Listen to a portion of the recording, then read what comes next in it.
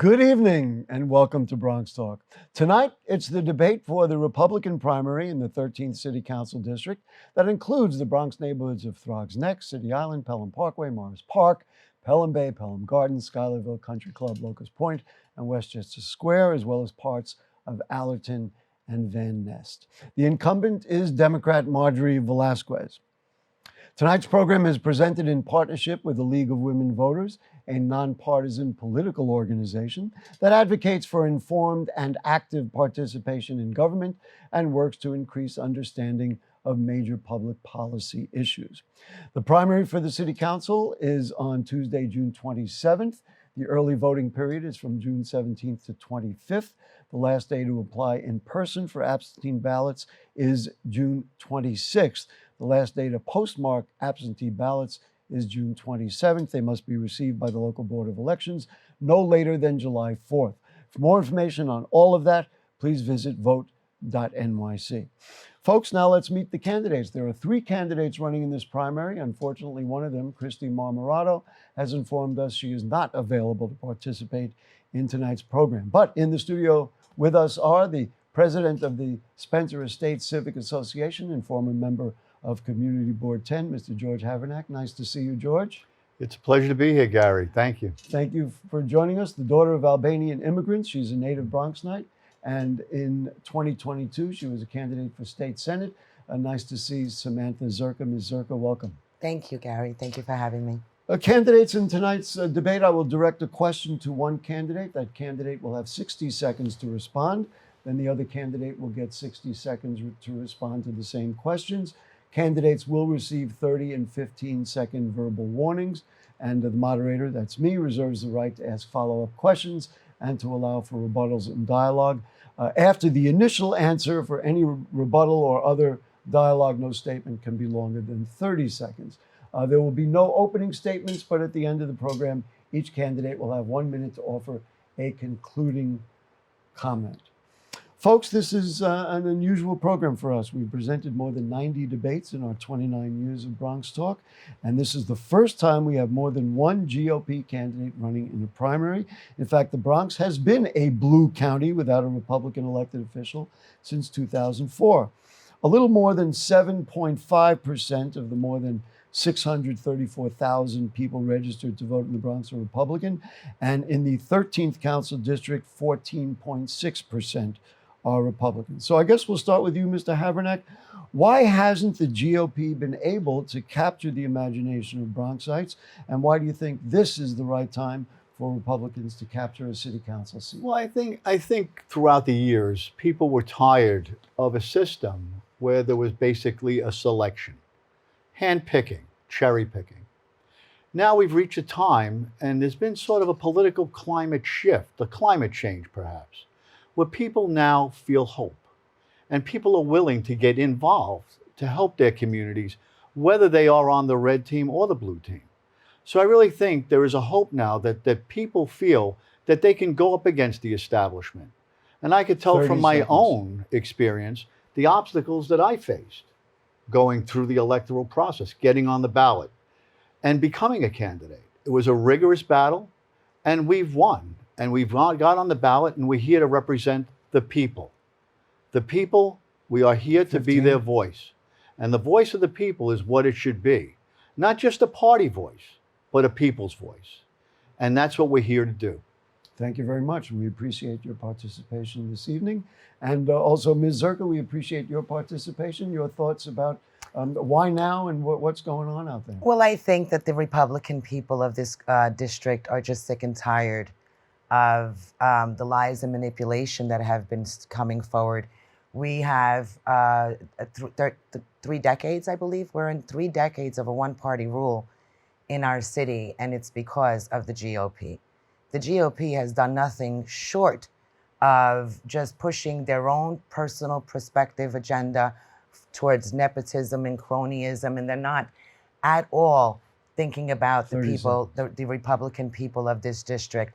You know, failing to reach out and you know, recruit good. There's an abundance of great Republican people in this community that would love nothing more than to run and, you know, get the message out. But it's the 15. GOP that stops them. They stop them. They fight, Republican candidates all along, and the community is tired of it, and and they rightfully so. They should be. Ms. Zherka, you obviously took out a full-page ad in the Bronx Times about just that. I was interested in what you had wrote on there. You called socialism a wolf in sheep's clothing along the way. The words on your campaign bus refer to the socialist swamp. In that ad that I just referred to, you referred to democratic communists. Do you believe that if you are in the city council that there are Democrats who are actually communists? Not all. There's Okay. some that are self-admitted socialists, and that's the ones I'm Well, that's referring to. certainly- I don't believe that every Democrat is a socialist at all, but we do have some, as in the incumbent that admittedly has a socialist agenda. I was going to ask you about So the that's what incumbent. I refer to. I'm very sensitive to communism and socialism because my father and mother suffered from it. Suffered tremendously. My father's lands were taken from him in the name of socialism when it's nothing short of communism. And he was imprisoned just because he rejected the regime. So 11 years, he was put in snake pits and my mother was electrocuted. So we could see where the city is going with some city council members. 15 seconds. They are absolutely on the path of socialism, for a lack of a much more smoother word, when it's quite frankly communism that they're looking to push. Mm-hmm. Thank you very much. Did you want to respond to that? Well, I would say what inspired me to run is similar to what Sam is referring to.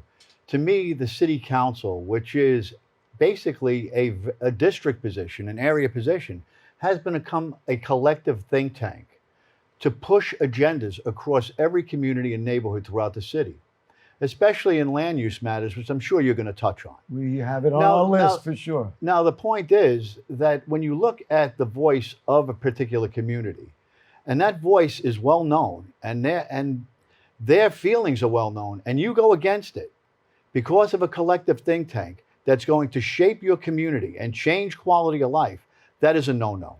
You cannot do that. That is not your responsibility as a council person. And the city council, it should be added, is the most influential Time. body in the city. Thank you very much.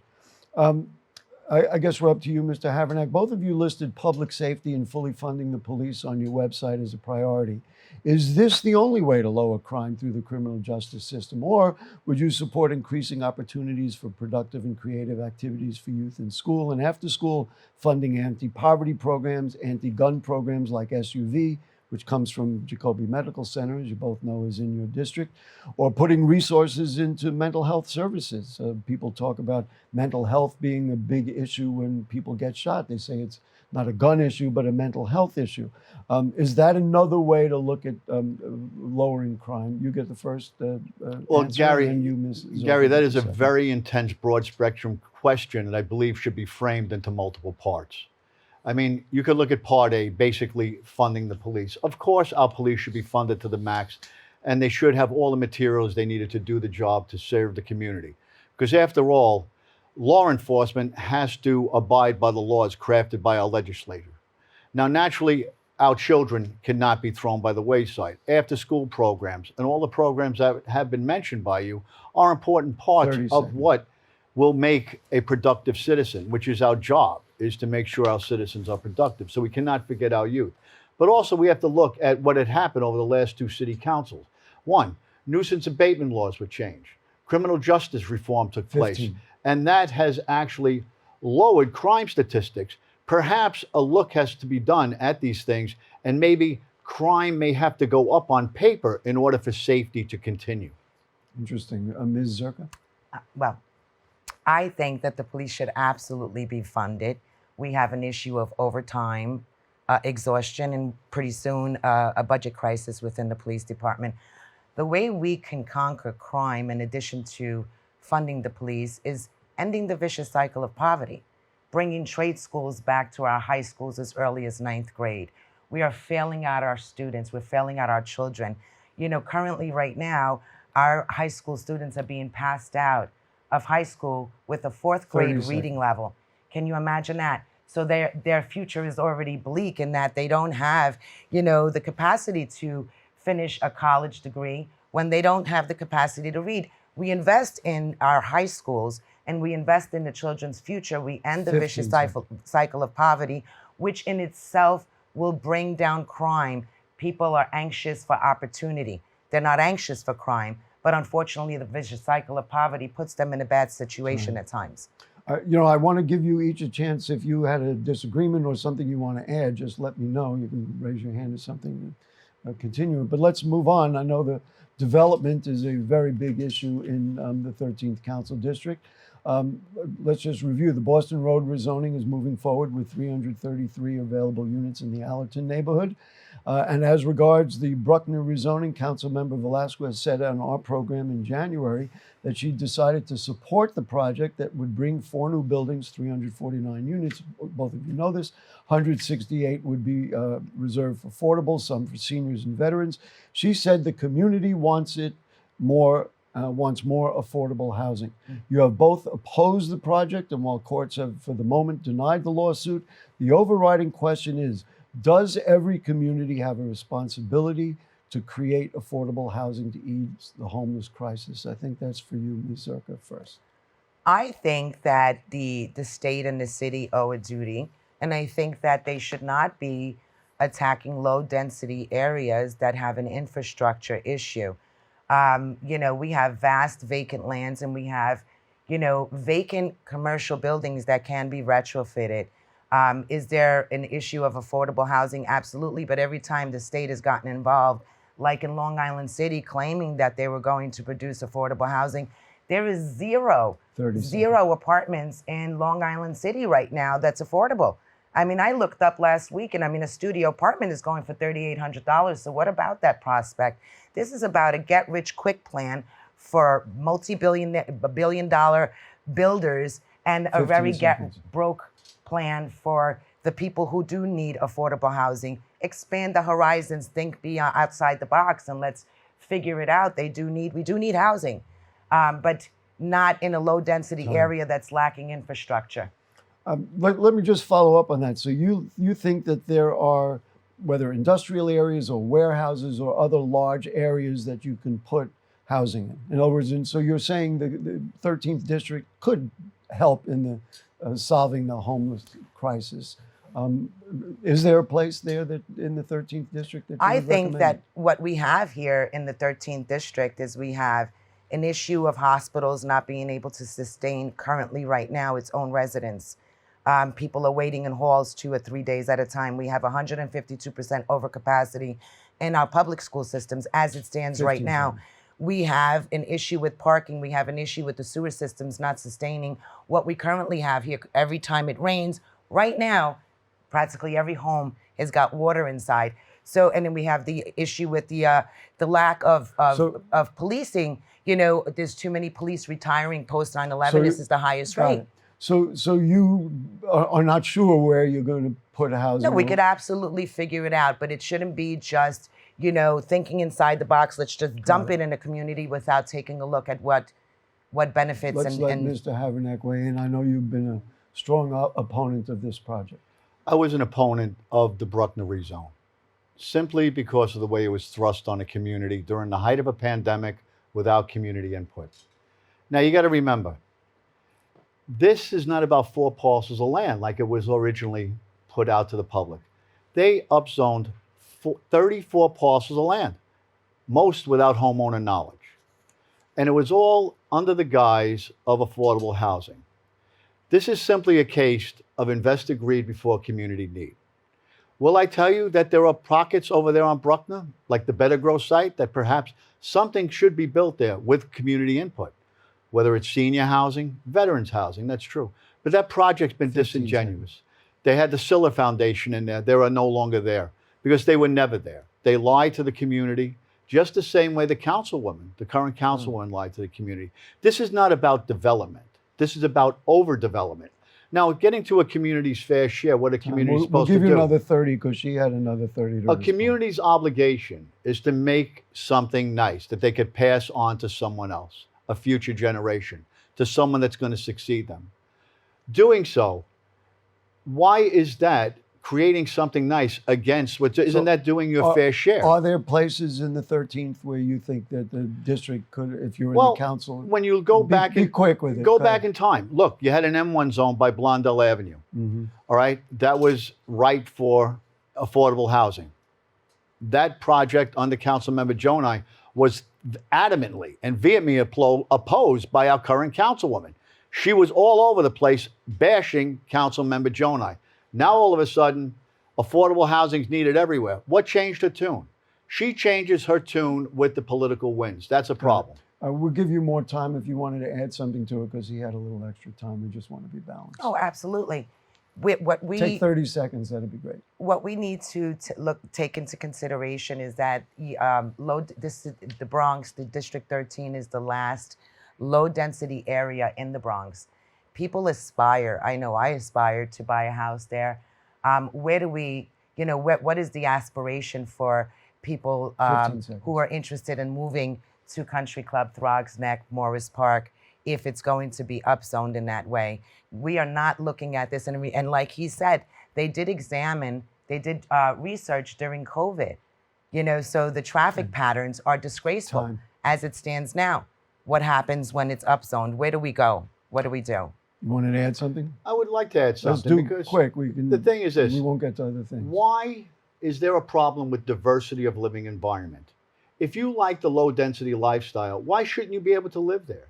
If you like a more Manhattan-esque lifestyle, a hustle and bustle, why shouldn't you be able to live there? And keep in mind, it's very simple. It's very simple. Diversity across the landscape, a slice. Suburban life inside city environment is essential for our quality of life. Yes, people who have purchased their homes in these low-density areas did so with a reasonable expectation that they were going to enjoy low-density areas. They didn't do so with an understanding that the city was just going to pop up. Let's just throw 500 more units or whatever their desires are in the middle of a very poorly infrastructured community. Mr. Havranek, let's just talk about climate change. City Island has been getting flooding and water's creeping into the streets. Ms. Zherka just referred to homes in Throgs Neck being flooded. The seas are rising and the situation doesn't seem to be getting better. Do you see the construction of seawalls or other barriers as a worthwhile investment as the effects of climate change increase? Are there other climate change initiatives you think the City Council should look at? Well, firstly, building seawalls and protecting our shorelines are essential. Yes, that is true. As you see more and more incidents, we are ill prepared for this. But more importantly, when you look inland, New York City has no comprehensive plan in place to protect our inland homeowners or properties. When you've seen what happened during Ida and Isaias, that is a telling thing. During Isaias, we had a problem. There were state hearings held. There was a Con Ed Bashathon at the state level. During Ida, which was New York City's responsibility, we had death, destruction, damage, yet there was not one word from our city council. And to add insult to injury, after having aid given to our homeowners, Comptroller Lander instituted a 100-year-old law and took away the aid given to our homeowners. We got slapped. And it's time for the middle-class homeowners to stand up and be counted, because that's the voice I will bring to our community and into our city council. Thank you very much. Ms. Zherka, your thoughts? I will concur with George here as far as the construction of seawalls. We absolutely need to take that initiative to ensure that homeowners along the sea line do not suffer additional damage. I'm sure their flood insurance rates are off the Richter scale at this point, and any which way to help mitigate those expenses is essential. In addition to that, we have, and this is the poor infrastructure that I am talking about, we can't lose sight of the fact that the city, the sewer systems, the draining systems, it's just not, it's sufficient enough to handle what we are getting currently. Right.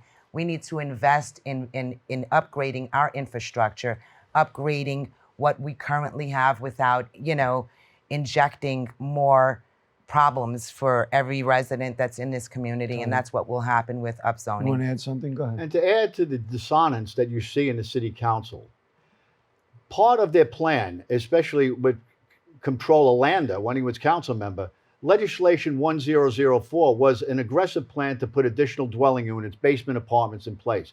And they're still on board with that despite all the flooding that's going on. Now, you got to fix 15. what you have before you build more. Our infrastructure is inferior, and it must be addressed along with other essential services before we could think about more and more development. Because it is not development, it's overdevelopment. Did you want to add something? Yes, when I just recently built a house in Throgs Neck, and one of my requirements from the city was that I install a holding tank that was 8 foot wide, 8 foot deep. That holding tank holds the rainwater. Not many houses in Country Club in District 13 in Morris 15. Park, Pelham Bay have that holding tank, and therefore they suffer tremendous losses now. We need to address common sense. Bring common sense back to the table. Let's talk about, investing in our sewer systems and our drain systems, et cetera, so that we can heal from this, these recent and future hurricanes and storms that we're going to see. I do want to move on. You can be real quick. Real quick. I mean, simply with our infrastructure, some of New York is on a combined sewer system, which everything flows into one conduit eventually. Some of it is on a separate, where rainwater goes down the storm drains. But the problem is we do not have maintenance on these things. And there are multiple agencies. It's DEP, it's EPA, it's sanitation, it's DOT. All these agencies must work in concert to get these things done so that we do not have the stress on our infrastructure. Thank you. Ms. Zherka, let's talk education. Your website said, let's get the government and big union big shots out of our schools and let the teachers teach. But don't teachers' unions give the teachers the kinds of rights for salaries and job structures that help them teach? Of course they do. So maybe you want to just articulate what we need in our schools. I'm not referring to get the unions out of the schools as much as I'm referring to the bureaucrats that are hindering the educational process. $35,000 a year per student is allocated to the public school system per year. $34 billion, and yet they're being passed along with a 4th grade reading level. Why are teachers paying for their own supplies? Where is this money going, since charter schools is $17,000 a year, and every child from a charter school is excelling with leaps and bounds?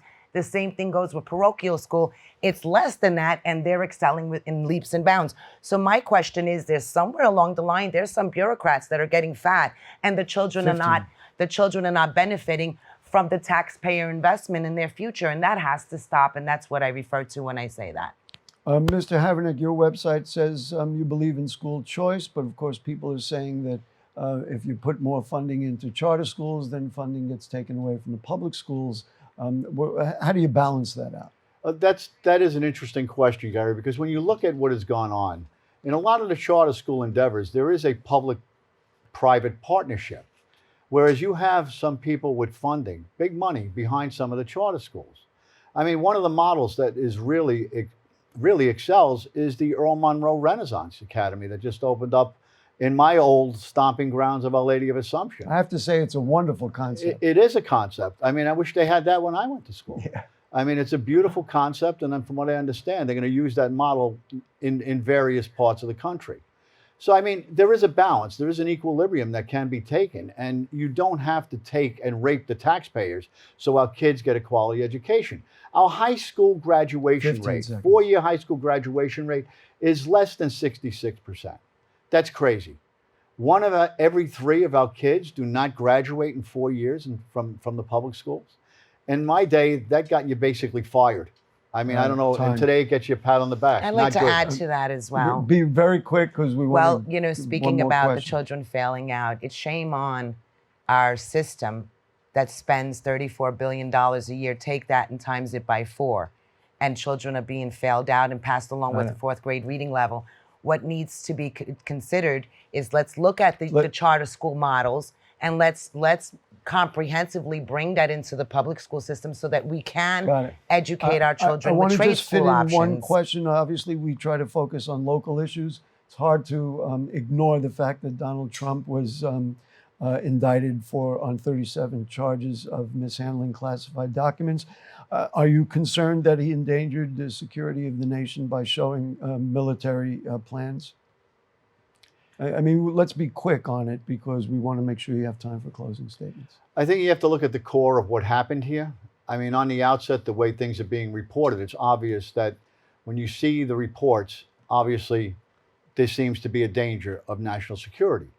But when you look at what is now being played, when you dissect everything, what actually is one of these secure documents? Sometimes what they do is they mark things secure very quickly, and they shouldn't be So secure you think documents. there's some doubt there, Ms. Zherka?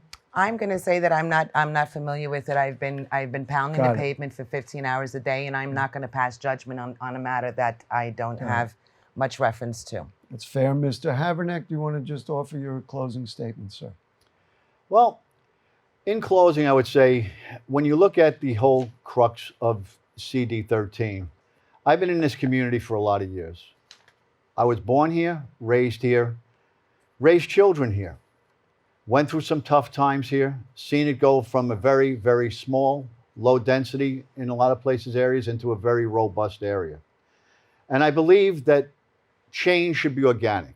And over time, we're going to have that organic change. And as I said before, 30 seconds. We all have an obligation, a duty, to make something better, to hand it better, something nicer to those that are going to succeed us in time. That is our duty. That is our job. Now, as a community, how do we do this? We do this through unification. 15 seconds. Because community is nothing but common unity. And it is all of the people at home that are watching this that are going to put the you in unity and the you in community. And it's all of you that could do this together with me. We can get this done together. Time. Thank you very much. Ms. Zherka, your 1 minute closing statement. Hello. I just want to let everyone know that I'm a mom. I was born in the Bronx. I'm a current 32 years in Throgs Neck in the Bronx, or 33. I raised 3 of my children here. I am a fierce fighter. I'm a public advocate. I fight for, insurance claims, fight the insurance companies all day. My biggest perspective is we're going to end the vicious cycle of poverty. We will bring trade schools back to as early as 9th grade. Every child is born with a beautiful gift, and we're going to find that gift for them and make them self-sufficient. Self-sufficiency is where everyone desires to be, and we're going to bring that prospect forward. We're going to fund the police, bring law and order back, and we're going to fight like hell. 15. Any ideology that's going to encroach upon our beautiful way of life. All we want is peace. We want simplicity. We want a beautiful way of life as we knew it. Then we will have it again. I'm going to fight like hell. Thank you. George Havranek and Samantha Zherka, thank you so much for joining us. Folks, we're out of time. Make sure you vote on June 27th. We'll see you next week. Good night.